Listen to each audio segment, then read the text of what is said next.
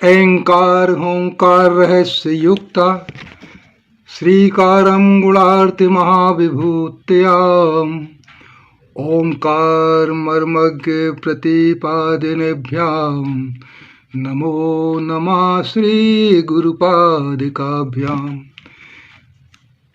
प्रिय सजग सृजन आनंद पथ के साथियों, जय गुरुदेव। पिछले भाग में धर्म और अध्यात्म के सृजन संदर्भ में हमने समझा कि सृष्टि की व्यक्त एवं अव्यक्त सत्ता का सृजन कैसे हुआ एवं इन ऊर्जाओं के अद्वैत शक्ति से ऊर्जाओं का विभाजन करके विश्व ब्रह्मांड की रचना, संचालन, संवर्धन कैसे हुआ। अब आगे हम जानने की कोशिश करेंगे कि ब्रह्मांड व आत्म उत्थान का क्रमबद्ध विकास के साथ साथ जीवन लीला को श्रेष्ठता के अनुपात में आत्मिक बल द्वारा कैसे संचालित किया जा रहा है। हालांकि इस विषय में हम पूर्व में भी चर्चा कर चुके हैं, अतः संक्षिप्त रूप में समझेंगे। आत्मा के स्तर पर जीव जीवन की श्रेष्ठता ही पाता है, मतलब जिस स्तर पर आत्मा का उत्थान होता है उसी स्तर पर जीव के जीवन की भी श्रेष्ठता बनती है और उसी स्तर के कार्य में व्यस्त होकर वह जीवन बिताता है। जैसे सूक्ष्म जीवों की आणविक आत्मा का विकास होते हैं, जीवात्मा, महात्मा, देवात्मा का स्वरूप क्रमशः धारण करता जाता जीव एवं ब्रह्मांड में उसी स्तर को पार करके पूर्णत्व को पार करना होता है।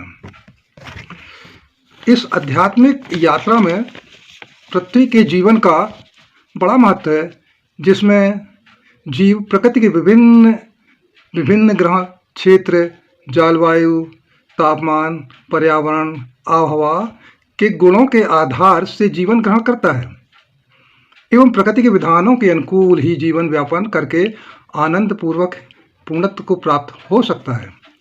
प्रकृति ने अपने श्रेष्ठ परमात्म बल तक पाने की क्षमता हमको प्रदान की है ताकि हम इसके माध्यम से सृष्टि के जीव, जड़, चेतन को परम सुख की अवस्था तक पहुंचा सकें, जिसके सफल प्रशिक्षण मार्ग प्रदर्शन हेतु ईश्वर ने समय समय पर उचित काल में और स्थानों में अवतरित होकर एवं धरती के भूखंड परिक्षेत्र के अनुकूल विधान बनाकर मानव को सतमार्ग के अवरोधों को हटाते हुए जीवन को पूर्ण सुखी बनाकर पूर्णत्व प्राप्त कर सकें, ऐसी व्यवस्था बनाई है।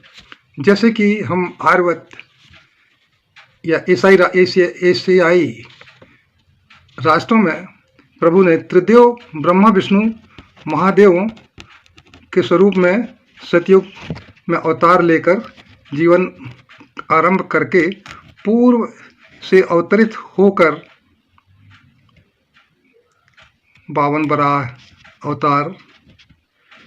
अवतार, ब्रह्मा विष्णु महेश अवतार धारण किया। त्रेता युग में श्री रामचंद्र हनुमान लला का स्वरूप धारण करके प्रकृति के विधानों के विपरीत कार्य करने वाले शक्तियों को, नकारात्मक शक्तियों को विनाश किया और सामान्य सहज व्यक्तियों को जीवन जीने की कला, आदर्श, साम्राज्य को चलाने की कला, आदर्श सिखाई और उसका ना पालन करने वालों को दंड का विधान भी दिया। इसी प्रकार द्वापर युग में श्री कृष्ण बलराम स्वरूप धारण करके तामसिक शक्तियों को नष्ट करके सात्विक सतमार्गी लोगों को विजय दिलाकर जीने की रीत सिखाई।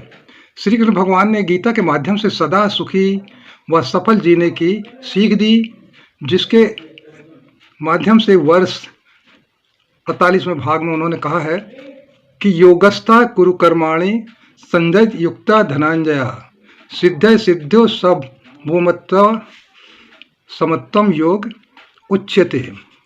अतः यदि मानव मन बुद्धि को शांत करके योग की अवस्था प्राप्त करे, वह परमात्म बल से संयोग करके जुड़ के कर्म करेगा तो सुख संताप से परे हो, सफलता असफलता जीत हार से परे हो, शांति आनंद पूर्णत्व पाकर प्रभु की शरण पाता है।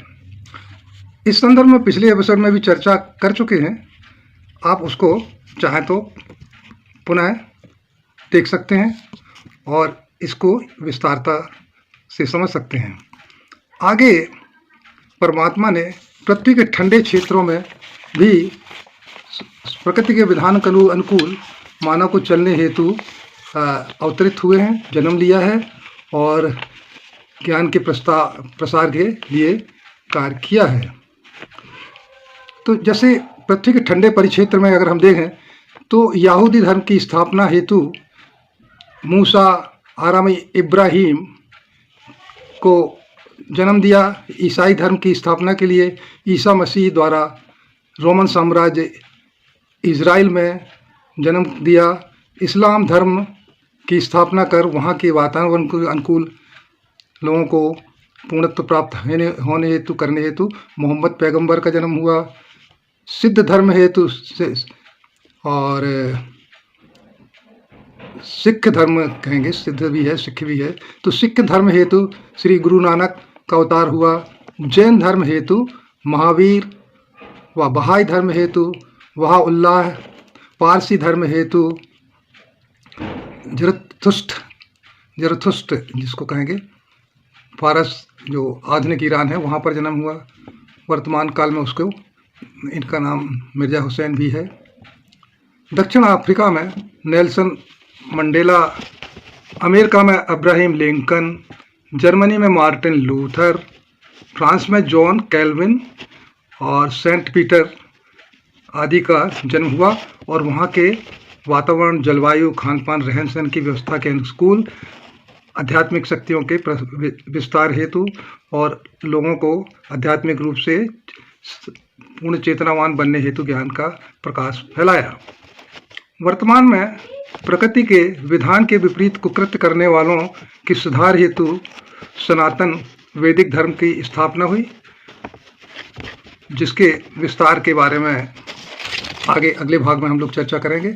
और आपसे यही उम्मीद करते हैं कि आप इसको सब्सक्राइब करें ताकि आपको सहजता से ज्ञान आपको मिले और आप अपने जीवन का कल्याण कर सकें, और साथ ही इसको लाइक करके हम लोगों को संस्थान को प्रोत्साहित करने की कृपा करें।